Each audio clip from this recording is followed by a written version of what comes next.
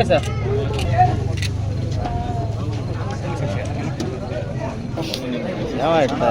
నేను సుకన్య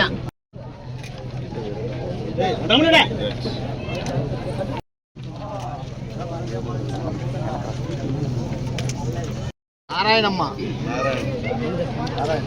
నారాయణ కార్ల శ్రావణి.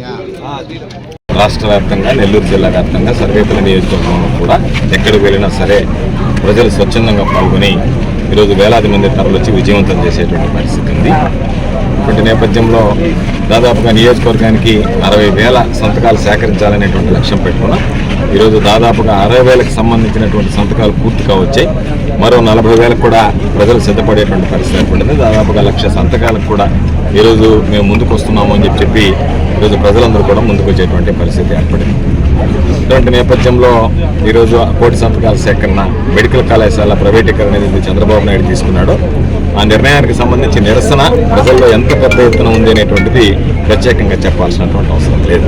సర్వేపల్లి నియోజకవర్గానికి సంబంధించి మనం చూసాం, ఎప్పుడు కూడా జరగనటువంటి విధంగా ఇసుక, గ్రావెల్, మట్టి, బూడిద యథేచ్ఛగా దోపిడీ అవుతున్నాయి. చివరికి తాను చెప్పినటువంటి కాంట్రాక్టులు తనకు ఇవ్వలేదు అని చెప్పి థర్మల్ విద్యుత్ కేంద్రం ప్రభుత్వ జన్కో మీదనే ఈరోజు చంద్రమోహన్ రెడ్డి మనుషులను పంపించి దాడులు చేయించాడు. ఎప్పుడున్నా దారి కాసే వాళ్ళని చూసాం, నాయన ఈ దారిని పోతే కొడతారేమో ఆపి దొంగలు అని చెప్పి ఈరోజు సోమిరెడ్డి దొంగల ముఠ పట్టపొగిలే దారిని పోయేటువంటి బంకర్ల దగ్గర 300 రూపాయలు ఇస్తే తప్ప వదిలిపెట్టమని చెప్పి దోపిడీ చేసుకుంటున్నటువంటి పరిస్థితి. దానితో పాటు ఈరోజు పాపం పామ్ ఆయిల్ ట్యాంకర్ అసోసియేషన్లు పనిచేసాయి.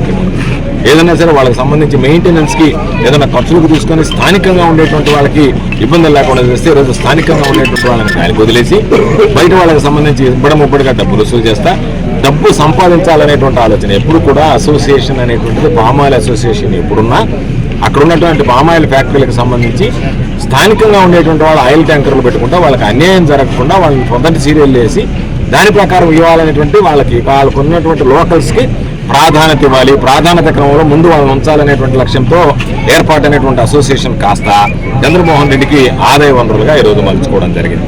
ఈరోజు కాకుటూరు దేవాలయానికి సంబంధించినటువంటి భూములు కొట్టేశారు.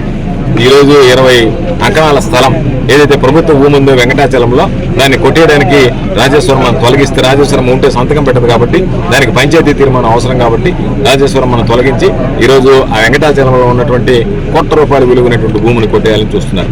నేను అడిగేది కాకుటూరు భూమితో నీకు సంబంధం లేకపోతే అధికారి ఇచ్చినటువంటి లెక్కల ప్రకారం దేవాలయ భూమి ఉంటే దేవాలయ భూమి హైకోర్టు పర్మిషన్ తీసుకుని ఎవరికన్నా అమ్మాలి. కానీ దేవాలయ భూమికి సంబంధించి సోమిరెడ్డి అమ్ముకొని డబ్బులు తీసుకుని ఈరోజు శివుడు కోసం తిరగడం కాదు, శివుడు భూమి కొట్టేసేవా లేదా శివాలయం ముందు వచ్చి ప్రమాణం చేయగలవా నేను శివుడు భూమి కొట్టేయలేదు అని. నువ్వు అభిషేకాలు చేస్తే శివుడు మామూలుగా ఎన్ని మోస్తే ప్రతి ఒక్కటి దగ్గరికి పోతే ఎక్కడికి పోయినా కూడా వేషాలన్నీ వేస్తే వారణాసికి అభిషేకం చేస్తే నేను శివుడు భక్తుడని చెప్పి